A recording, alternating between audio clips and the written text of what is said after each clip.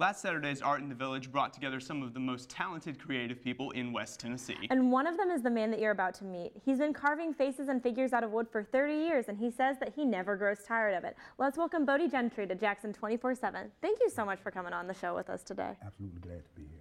Now, how did you first become interested in wood carving? Well, actually, it began with the death of my great-grandmother. In a way to keep her spirit and things alive, I wanted to keep her memory alive. And in doing so, there was a black walnut tree in her backyard. And I gathered those walnuts and said, what would I do? And next thing I know, I was carving. Prior to her death, I had no artistic experience. But they say, with a death come a rebirth. And so I guess that was a rebirth. Mm-hmm. Now, you were telling me before the show that the art you've developed over the years since that has 3 elements to it. Could you tell our viewers about that? Well, actually, it's history, song, and art. Mm-hmm. The history, of course, tells the story. And I tell people that I sing the songs of my great-grandmother.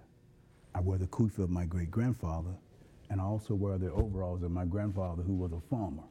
So I guess I live, breathe, and wear history. You know, it seems to be with me all the time. Now, what is the most rewarding thing and what's the most frustrating thing about doing this wood carving?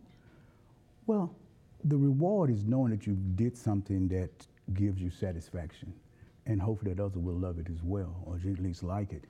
And I tell people that your art may not always be beautiful, but make sure that it's true and honest. It's like a musician, you know, I expect for Stevie Wonder to be honest, you know. So he's going to tell the truth, and I think artists, you know, we should always tell a story that's true and loving and caring, you know, and I want to just do just that, and hopefully my work reflects that. And it seems that people have actually appreciated your honesty with your art. I think you were telling me that this piece right here has won some awards before. Could you tell us a little bit about this piece? Well, that's actually the Angels of Birmingham. I carried Fuller girls to Birmingham, Alabama with me next to the 16th Street Baptist Church. Mm-hmm. And there's a walnut tree right next to that church. And the girls were dressed in white dresses, white shoes, and everything. And I say, I want you all to go to that tree and have fun and express yourselves. And they were going around the tree singing, and I captured a picture. And my mom said, I love that picture. I said, Mom, I'll carve a picture out, and I'll carve some wood out of it. And I did. And it won first place, Blue Ribbon. But also he won the People's Choice Award. I think they know the history behind pieces, you know. We can always just create art. But when you do something that people say, hey, look, I can relate to that, I've heard of that, you know, and it tends to hit home. Now that one's a beautiful piece, and we have several samples of your work here. Could you pick a couple of your favorites and maybe tell us the story behind them? Well, of course, as you stated, the Angels of Birmingham, I love that piece there. But the piece right here reflects the Tuskegee Airmen. I carried my son and several young men to Tuskegee. It's this one, correct? Right, exactly, one of the Tuskegee pieces. And so sometimes I do a series of pieces, you know, with them flying, et cetera, you know, known as the, you know, the red tails. And so to go to that location, you know, and just feel the spirit of those men who were there. And I had the privilege of interviewing a Tuskegee Airman, Colonel Charles Lane. And so not only is it just history that I put on wood, but the history of having someone who was actually there at that time and to tell his experience and his story, you know. So it's history coming to life.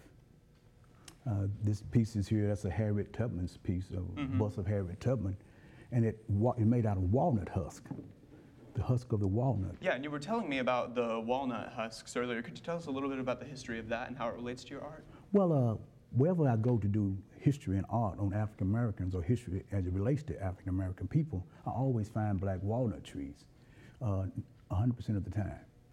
Say for instance in Canada, in Little Rock, Arkansas, 16th Street, the Edmonds Pettus Bridge, Tuskegee Airmen, etc., 2 churches in Amherstburg, Canada. Wherever I go and there was the earliest settlement of African Americans, I always find black walnut trees because these trees were used for medicine.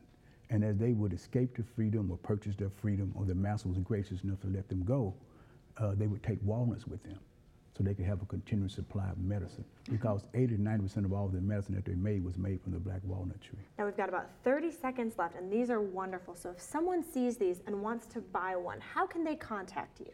Well, they can contact me at Bode Gentry at yahoo.com or 731-293-5096. And we'll go from there. All right, well, thank you so much for being here today. The forecast keeps fluctuating, but rain appears to be headed back in our direction. And Steve, we'll have a final look at your midweek forecast right after this.